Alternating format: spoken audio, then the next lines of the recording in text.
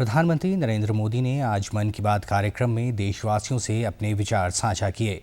प्रधानमंत्री ने कहा कि अमृत महोत्सव के तहत 13 से 15 अगस्त तक स्पेशल मूवमेंट हर घर तिरंगा का आयोजन किया जा रहा है। उन्होंने हर देशवासी से इस मूवमेंट का हिस्सा बनने का आह्वान किया और कहा कि इन दिनों हर घर पर तिरंगा लहराना चाहिए। मोदी ने कहा कि तिरंगा हमें देश के लिए कुछ करने के लिए प्रेरित करता है और एक दूसरे को आपस में जोड़ता है। उन्होंने 2 से 15 अगस्त तक अपनी मीडिया प्रोफाइल में तिरंगा लगाने की बात भी की।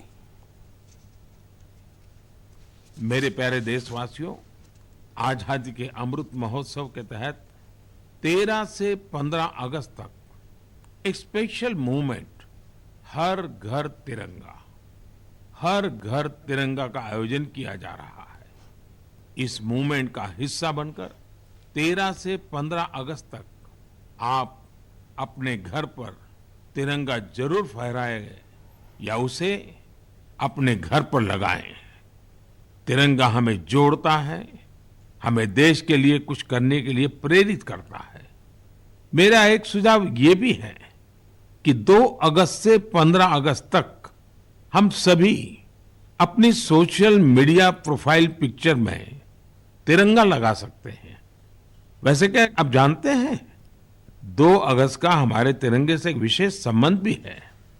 इसी दिन पिंगली वेंकैया जी की जन्म जयंती होती है, जिन्होंने हमारे राष्ट्रीय ध्वज को डिजाइन किया था। मैं उन्हें आदरपूर्वक श्रद्धांजलि अर्पित करता हूं। अपने राष्ट्रीय ध्वज के बारे में बात करते हुए मैं महान क्रांतिकारी मैडम कामा को भी याद करूंगा।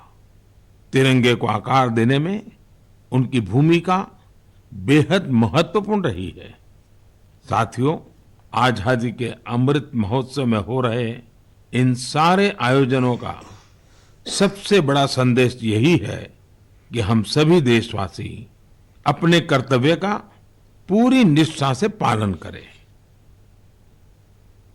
प्रधानमंत्री ने कहा कि कोरोना के खिलाफ हमारी लड़ाई अभी भी जारी है और कोरोना से पूरी दुनिया आज भी जूझ रही है। उन्होंने कहा कि कोरोना के खिलाफ लड़ाई में आयुष ने वैश्विक स्तर पर महत्वपूर्ण भूमिका निभाई है और दुनिया भर में आयुर्वेद व भारतीय औषधियों के प्रति आकर्षण बढ़ रहा है। कोरोना के खिलाफ हम देशवासियों की लड़ाई अब भी जारी है।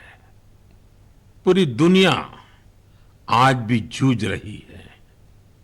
होलिस्टिक हेल्थ केयर में लोगों की बढ़ती रुचि ने इसमें सभी की बहुत मदद की है।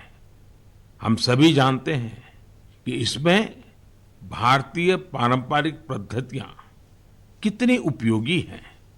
कोरोना के खिलाफ लड़ाई में आयुष ने तो वैश्विक स्तर पर अहम भूमिका निभाई है। दुनिया भर में आयुर्वेद और भारतीय औषधियों के प्रति आकर्षण बढ़ रहा है। ये एक बड़ी वजह है कि आयुष एक्सपोर्ट में रिकॉर्ड तेजी आई है और ये भी बहुत सुखद है कि इस क्षेत्र में कई नए स्टार्टअप्स भी सामने आ रहे हैं।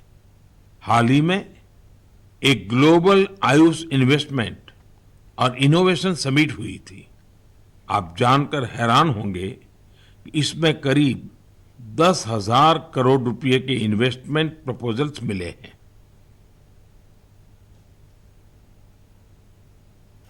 प्रधानमंत्री ने हिमाचल प्रदेश की चर्चा करते हुए कहा कि उन्हें हिमाचल से आशीष बहल का पत्र मिला, जिसमें उन्होंने मिंजर की बात की है। प्रधानमंत्री ने कहा कि मिंजर मक्के के फूलों को कहते हैं। उन्होंने कहा कि मक्के में मिंजर आते हैं तो चंबा में मिंजर मेला मनाया जाता है। इस मेले में देश भर के पर्यटक दूर दूर से हिस्सा लेने आते हैं। मुझे हिमाचल प्रदेश से मन की बात के एक श्रोता श्रीमान आशीष बहल जी का एक पत्र मिला है। उन्होंने अपने पत्र में चंबा के मिंजर मेले का जिक्र किया है। दरअसल मिंजर मक्के के फूलों को कहते हैं। जब मक्के में मिंजर आते हैं तो मिंजर मेला भी मनाया जाता है और इस मेले में देश भर के पर्यटक दूर दूर से हिस्सा लेने के लिए आते हैं। संयोग से मिंजर मेला इस समय चल भी रहा है। आप अगर हिमाचल घूमने गए हुए हैं तो इस मेले को देखने चंबा जा सकते हैं। चंबा तो इतना खूबसूरत है कि यहाँ के लोक गीतों में बार बार कहा जाता है, चंबे एक दिन ओणा कने महीना रहना। यानी जो लोग एक दिन के लिए चंबा आते हैं वे इसकी खूबसूरती देखकर महीने भर यहां रह जाते हैं।